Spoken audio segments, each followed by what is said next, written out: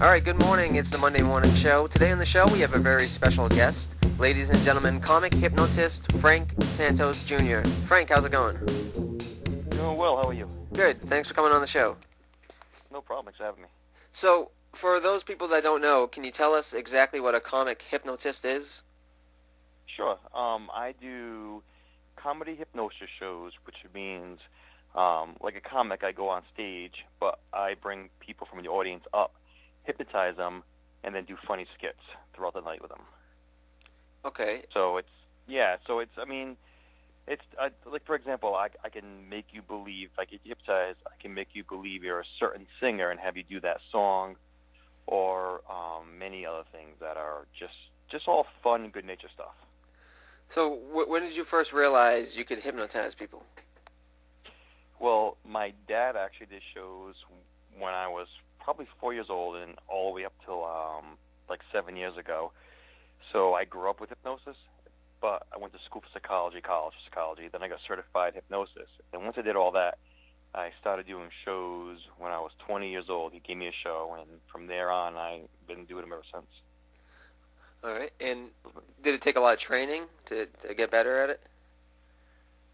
The training part, for me to learn how to do hypnosis was pretty easy because my father, and I was around it all the time. Yeah. But doing the stage stuff, it does take a little bit to be comfortable up there with all the people watching you, and then trying to learn new routines is tough because you never know how it's going to go. It's going to be funny, not funny. So it's always a work in progress, to be honest. Yeah. All right. Well, I saw a video clip of one of your shows where some kids were like doing karate moves. So My question is, has anyone ever gotten hurt? No. I do certain things. So say I do a bit where I tell the kids, if I do a high school show, that you're going to be a Power Ranger, because I was like, in high school, there's a lot of middle school kids there, and they know what the Power Rangers are. So I said, you're going to do karate moves, but I always emphasize nobody hits anyone. You're not going to do any leaps or flips. You just do karate kicks and punches. Yeah. So I always alter it to make sure no one does anything crazy. Yeah. All right. And so you do shows for high school kids, and then you do different shows for adults? Correct. Yes. Yeah, the high school shows are G-rated, obviously. But I do a lot of nightclub theaters and comedy club shows, and those are R-rated, usually, if they want. I mean, I do clean shows for adults as well. I do a lot of corporate gigs, and those are crystal clean shows. But when I work, say, in Boston, the Willow Theater, that's an R-rated show, or in Saugus, at Kowloon, there's always an R-rated show. Usually comedy clubs and theaters want the R-rated stuff. Yeah. It sells better. Yeah. What do you remember one of the funniest things that someone ever did at one of your shows? You know, every night there's always something that's funny. Like, I'll have someone on stage who's really quiet the whole night, and all of a sudden they become, like, they say something or do something that's hysterical. There's a few things that happen at my adult-style shows that it was pretty wild, but, I mean, it's kind of hard to explain it. But, yeah, there's always something funny. I mean, when you're at the show, if you know someone on stage that's hypnotized, the show is much better for you because you can relate to the person and say, wow, he or she would never do something like that, and it just makes the show better. But there's not like one certain thing that has happened where it's been crazy. That's for sure. Now, I was trying to understand with when you hypnotize somebody, the person has to want to be hypnotized, right? Correct. Yeah, all hypnosis. Not too many hypnotists explain this to the people because they want to make it look like they're doing something magical and mystical. You actually hypnotize yourself. So all hypnosis is self-hypnosis. So I can't control you. I can just give you a suggestion. If you don't want to do it, I cannot make you do something you don't want to do, anything against your will, anything against your morals. I'm not actually controlling you, but I just give you suggestions. Usually you feel so relaxed and so comfortable and so good that you let the suggestions happen. A lot of people hypnotize over and over again because the relaxation you get from being hypnotized is almost like a full-body massage without being touched. You know what I mean? Every muscle in your body gets relaxed, you get stressed, all the stress leaves your body. So it feels really, really good. Yeah. All right. Well, do you have any advice for anyone that wants to be a comic hypnosis? hypnotist? Well, not any advice. I mean, it's make sure you know what you're doing. Just don't jump into it. I mean, you can't hurt anyone on hypnosis, but you don't want to you got to word things correctly. Like I said, I always do it where no one's going to hit anybody, no one's going to hit someone, or not for that one reason, but there's so much other stuff you got to learn before you jump right into it just to get certified. But tips, I mean, you got to be comfortable on stage, I guess, and not shy from people, and that's pretty much it, I guess. Okay, before I let you go, we have a part of the show called Questions from the Fans, and if you don't mind, I'd like to read you a few emails. Okay. Okay, first email is from Blake Chapman. Blake wants to know, who was the best person you have ever worked with, and who was the worst? Worked with. Okay, so who's the best person I ever worked with? I'm guessing he means like a subject, like the hypnotized people, or does you think? I'm not sure. Yeah, whatever comes to mind, I guess. Well, okay, I'll answer in two different ways.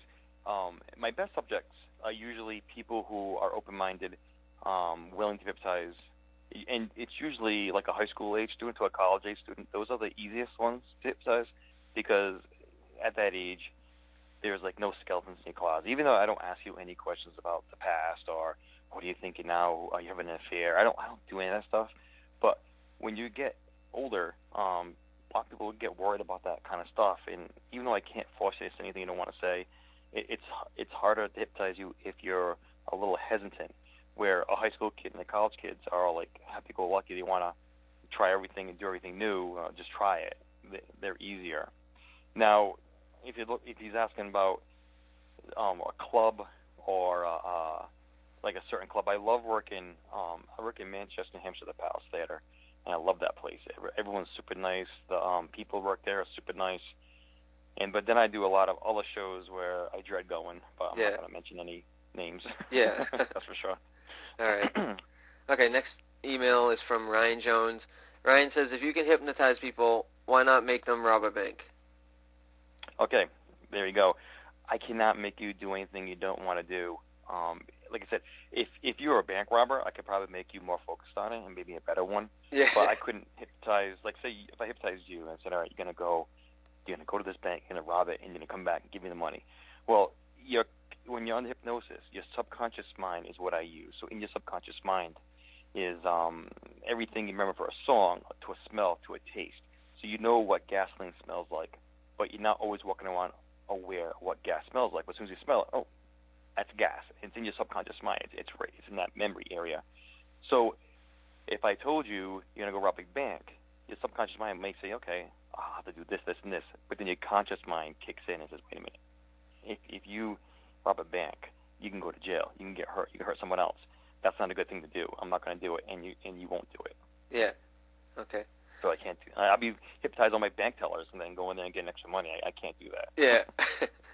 Okay. Last email is from Mark Wentworth. Mark wants to know, have you ever offended a woman by telling her that she is a pig? Never in my life. No, I'm a super nice guy. That's a weird question. No, I never called a girl a pig. I don't think anyone. I'm one of those people, believe it or not, is do good to others and hopefully they do good to you. I never say like I hate someone. I'm really honest with people, but I'm never doing anything like that where I'm going to call someone a pig or even be mean to a person. Even if I don't like you because you're a mean person, I believe if you treat someone nice or good, hopefully they return it to someone else, always back to you or somebody else. That's the way I see life, definitely. Yeah, so you never make people do anything too crazy then?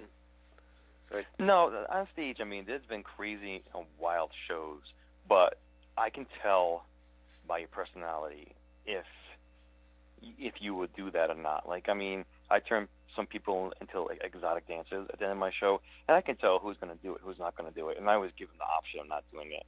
But then again, all you're doing is dancing. You're not like getting naked or stripping, but just called exotic dancing. But I know usually just by the person who to pick, who not to pick on stage for certain routines I do, and I'm not going to make you do anything that's going to make you feel uncomfortable. Yeah. As well. All right. Well, I think that's all the questions I have. I know people can go to your website, right? Yeah, my website's franksantos.com, and that has my email and anything you want on my dates coming up. If you do Facebook, you can follow me on Facebook, Instagram, and Twitter. But that's all Frank Santos Jr., so Frank Santos Jr.